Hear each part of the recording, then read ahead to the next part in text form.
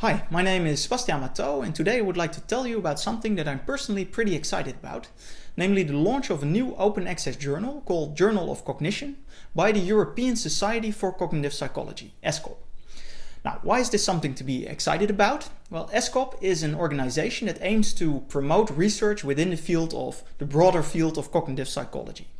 And ESCOP felt that there was a need for a journal that was open access, meaning that anyone can download the research published in Journal of Cognition for free. And also non-profit, meaning that ESCOP as a publisher does not aim to make money by publishing this research. Now, that's very different from how most research is published nowadays, because usually papers are not open access, meaning that you need a subscription to read papers in a journal.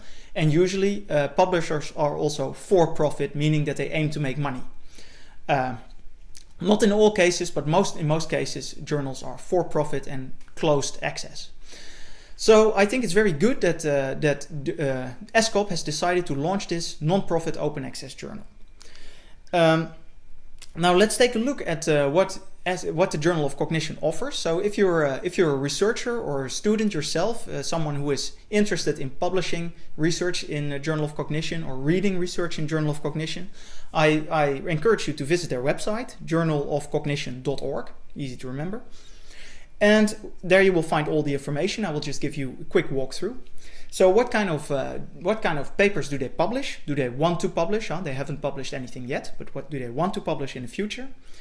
Well, they will publish review articles, so reviews of the literature, empirical articles, so articles describing experiments essentially, including registered reports. Now, registered reports are a new-ish format that's a little bit special. The idea of a registered report is that you, as a researcher, submit a plan of the research that you intend to do to the journal, and then the journal reviews whether it's a good plan or not and accepts your research as a paper based on your plan. Now, and then you do the actual experiment and you collect the data, and basically because you've registered your plan in advance, you cannot do any post hoc storytelling, right? That's the idea. So you have to be honest about whether your data confirms your predictions or not, etc. So registered reports are kind of a way to increase the reliability and to increase the transparency with which science is done. So, and they support registered reports. They also publish data reports and stimulus development reports, so basically papers describing data sets or stimulus sets, right? Sets of images, for example. Comments on other papers, I imagine. And methodological notes, statistical stuff, maybe descriptions of software, I'm not sure. Relevant to all areas of cognitive psychology, including attention. Well, I would say an attention vision science researcher, so it's kind of nice that they named that first. Memory, perception, psycholinguistics, and reasoning. So they basically anything that roughly fits the theme cognitive psychology can be published or is eligible for publication in Journal of Cognition, given that the quality is high enough, of course.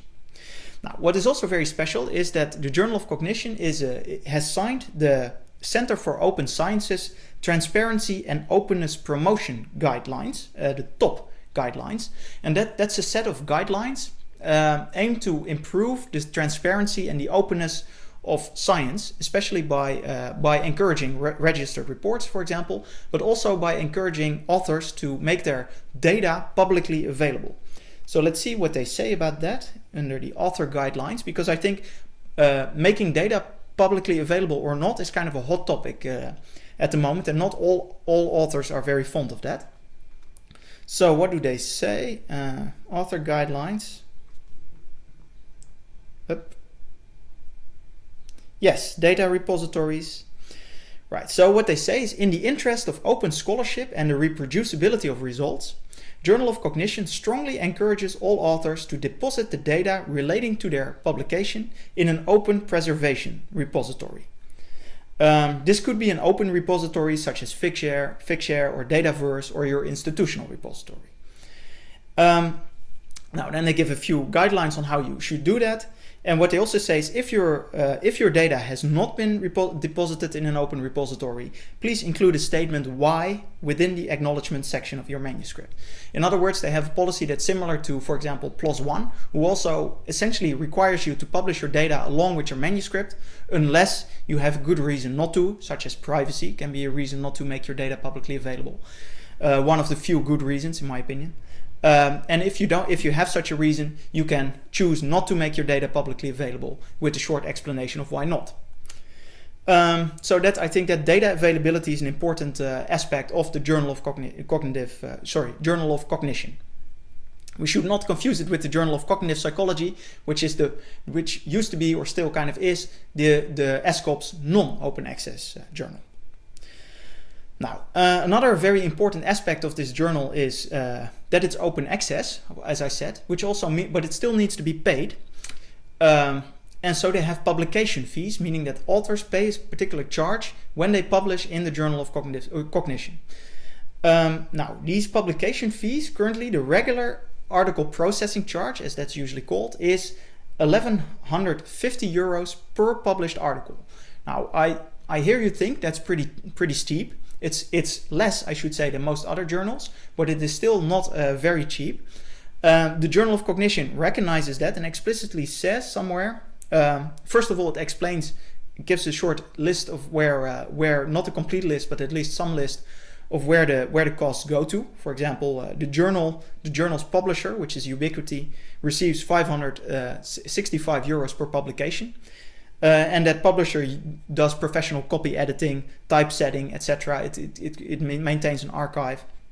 It provides various services, and that takes a bit of money, etc. So that's why they, as well, and they will also intend to use that if they have any income, to use that to organize workshops and summer schools, etc. You can also get a discounted article processing charge of 100 euro. The discount being 100 euro, not the APC, unfortunately. If you help them as a reviewer, and you get a further discount of 150 euros if you're a member of ESCOP, right? So that could get you a 250 euro discount in total.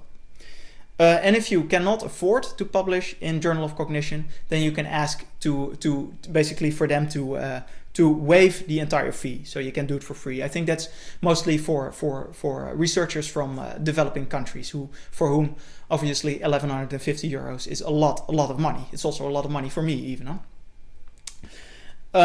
Yeah. So I think that is the main message that I wanted to tell you. I think the launch of Journal of Cognition is something to be very excited about. I think we as a community of cognitive psychologists should support this journal and together make it a very big success. Thank you very much for your attention.